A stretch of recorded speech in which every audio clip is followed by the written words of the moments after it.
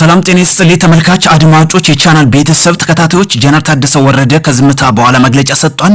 የኔ እጅ የለበትም የህወሓት አማጺ ቡድን ነው ሲልም የሰጠበት መግለጫ መሆኑ ያመላክታል። እንዳስሰዋለን።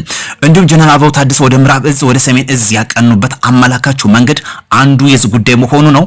አብረን የምንመለከተው ጉዳያችን ነው። ለመጀመሪያ ጊዜ ህወሓት ከናደው የፕሪቶሪያውን ስምምነት በኋላ በሳምንት ሁለቴ ተዋጊ ጀቶች ወደ መቀሌና ወደ ትግራይ ክልል አቅንተዋል። እነዚህ ተዋጊ ጀቶች ለሰላም ወይም በጎ አድራጎት ድርጅት ወይም ደግሞ ለጋሽ ድርጅት አለመሆኑ ያመላክታል። ህወሓት ተው እያሉ ጥሩ ማሳያ መንገድ አመላካች ነው። ከድርጊቱ ቢቆጠብ መልካም ይሆናል። ነገር ግን ከዚህ ጋር የይዘን ወደ ጉዳያችን ከመሄዳችን በፊት የህወሓት እብደትን ወይም ደግሞ ቅሌትን ያመላክታል። በትግራይ ወጣት ትናንትና ሰሜን ጦርነት ያልተማረው ዛሬ ለዳግም ጦርነት አንዱን እየተዘጋጀ መሆኑ ያመላክታል። እንዲህ በእንዲህ እንዳለ ነው እንግዲህ ጀነራል ታደሰ ወረደ የሰጡት መግለጫ ሚያዝያ 30 2018 ዓ.ም በሰሜኑ በሰራዊት ጥብቅ ጥበቃ ተደርጎለት በትግራይ ጊዜያዊ አስተዳደር ካቢኔ መሰብሰቢያ አዳራሽ የካቢኔ ስብሰባ ጀምሬያለሁ ብሎ በምስል የተደገፈ መረጃ ይፋ አድርጓል። ይህ ድርጊት የቀጣዩ አደገኛ ምዕራፍ መጀመር ይፋ የሆነበት አጥፊ እንቅስቃሴ ስለሆነ ህገወጡን ተግባር ተከትሎ ለሚፈጠር ሁሉን አቀፍ ጥፋትና አደጋ ተጠያቂው ራሱ በጉልበት አስተዳደሩ ስልጣን ለመያዝ የሞከረ ያለው አካል መሆኑን ለመግለጽ እፈልጋለሁ ሲሉ የጊዜያዊ አስተዳደሩ ጀነራል ታደሰ ወረደ ሚያዝያ 30 2018 ዓመተ ምህረት የሰጠው ማብራሪያ ያመላክታል።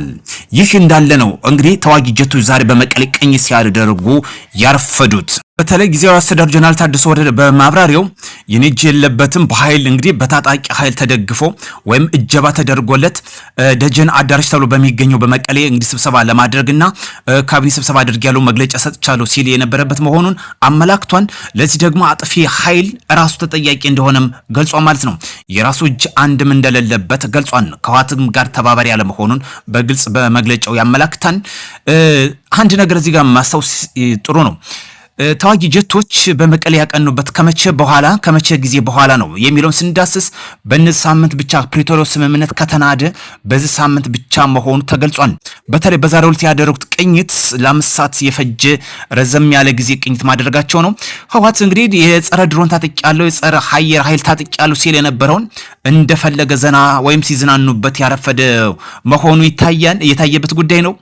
ህወሓት እንግዲህ በትዕቢት ነው እንቅስቃሴ የሚያደርገው። ጸረ ድሮን ታጥቂያለሁ የአየር ኃይል መቃወሚያ ታጥቂያለሁ ሲልበት የነበረው እነዚህ አየር ኃይሎች ሁለትም ሰጠዋል። አንደኛ ትሞክር ነው፣ ሁለተኛ ደግሞ አየር ኃይሉ የኢትዮጵያ ነው። የምስራቁ አፍሪካ ኮከብ አየር ኃይላችን እንቅስቃሴያቸው አየር ኃይሎች እንግዲህ ተው የሚል ትምህርት አስተላልፋ ተመልሰዋል። የሚቀጥልበት ከሆነ የከፋ እርምጃ እንደሚወስዱ አየር ኃይሉ በፊትም ከበቂ በላይ በቂ ዝግጅት እንዳደረገ ተገልጿል። ለዚህ ደግሞ የምዕራብ እዝና የሰሜን እዝ የሚገኘውን ጀነራል አበባው ታደሰ በመገኘት ማብራሪያ ሰጥቷል። በጥሩ ቁመና እንደሚገኝ በጥሩ በቆራጥነት ዝግጅነት ላይ እንደሚገኝ ሰሜኑን አዘናግተው እንደወሰዱት እርምጃ ዛሬ የሚደገም አለመሆኑን አመላክቷል። ስለዚህ እንንቃል፣ ሰላማችን ዘብ እንቁም። ህወሓት እብደቱን ቀጥሎበታል። ዛሬ እንግዲህ በሚያስቅ መልኩ ወደ መቀሌ ከተማ ታጅቦ የገባበት ነው። ለዚህ ነው እንግዲህ መንግስት ተደጋጋሚ ተው ሲል የነበረበት። መንግስት እንግዲህ እርምጃ ለመውሰድ የሚያስገድደው ሌላ አማራጭ አይኖርም። በተለይ የጊዜውን አስተዳደር ቦታ እዛለሁኝ አስተዳድራለሁ እመራለሁ ወይም ማህተም እነጥቃለሁ የሚል ከሆነ የፌዴራል መንግስት ጣልቃ እንዲገባ ያስገድደዋል። አየር ኃይላችን ጥሩ ማስጠንቀቂያ ሰጠው ተመልሰዋል። ግን ከሚገርመው ህወሓት ለትግራይ ተወላጆች የማያዝ ጨካኝ መሆኑ ቡድን ነው። ምክንያቱም ከሰሜኑ ሳያገግም ከኢኮኖሚ ከማህበራዊ ቀውስ ሳያገግም ዛሬ ለሁለተኛ ለመማገድ እንደዚህ አይነት እብደት የተሞላበት እንቅስቃሴ ማድረጉ በእጅጉ ያሳፍራል፣ በእጅጉም ያሳዝናል። ብሔራዊ ሀገራዊ ጥቅም ይልቅ የራሱን ጥቅም የሚያስቀድም እንደዚህ አይነት ቡድን እስካሁን ድረስ ወይም ደግሞ የተሰባሰበ የዘራፊ ቡድን መሆኑን በግልጽ ያሳያል። በጣም የሚያሳፍር ጉዳይ ነው። ለዛ ነው እንግዲህ አክሱም ላይ ለተከታታይ ስብሰባ ለተከታታይ ሹመት ሲሰጥ ቆየ። ዛሬ እንግዲህ በታጣቂ ኃይል ታጅቦ መቀሌ በሚገኘው ደጀን አዳራሽ ገብቷል። ለዚህ ነው ጀነራል ታደሰ ወረደ መግለጫ እንዲሰጥ ያስገደደበት ጉዳይ ራሱ ተጠያቂ እንዲሆን የራሱ እጅ እንደሌለበት ያመላከተው። ስለዚህ የፌዴራል መንግስት ደግሞ ቀጣይ እርምጃ ነው የሚሆነው። ሰላማችን እናስጠብቅ። ይህ እርምጃ የፌዴራል መንግስት የሚወስድ ከሆነ የመጨረሻና የህወሓት መጥፊያ ነው። የመጨረሻ ከጀርባው ሻዕቢያ ትከተለኛለች የሚል አባዜ ያለበት። ሻዕቢያ በሀገር ጉዳይ የምትገባ ከሆነ ሌላኛው ተጠያቂ ሊያደርጋት ይችላል።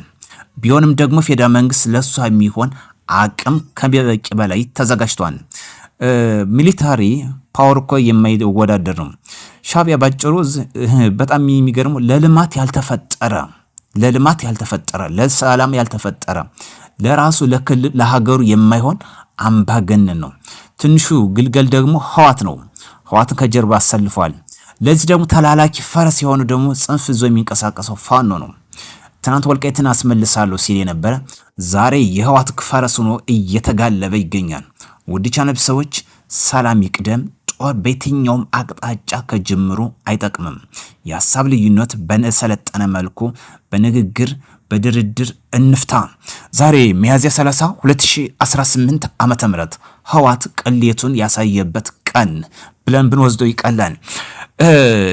ጊዜያዊ አስተዳደሩን ስልጣን በመንጠቅ ሀገር እመራለሁ ወይስ ክልል ሆናለሁ የሚል ቅሌት የተሞላበት የአፍሪካ ዩኒየን የተስማማበት የአፍሪካ ፕሪቶሪያን ስምምነት የተቋጨበት ዓለምም ያጸደቀበት ዛሬ በራሱ ቅሌት የቀደደበት የፌዴራል መንግስት 100% ስልጣን አለው እርምጃ የመውሰድ።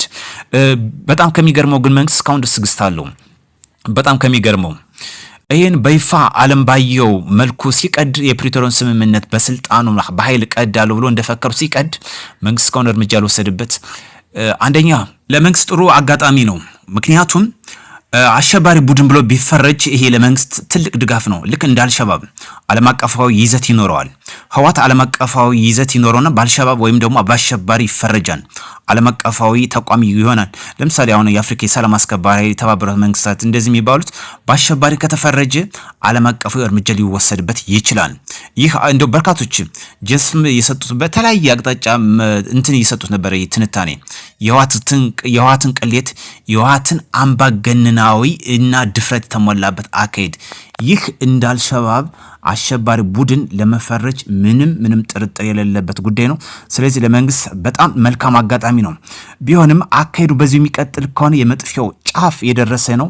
አየር ኃይላችን አንዱ ጥሩ አስተማሪ ወይም ደግሞ አመላካች መንገድ አሳይቷል። ቀጣዩም እንግዲህ ተከታተን ትኩስ መረጃዎችን የምናስደምጣችሁና እስከዛ መልካም ጊዜ እንዲወላችሁ ከወዲሁ እመኛለሁ።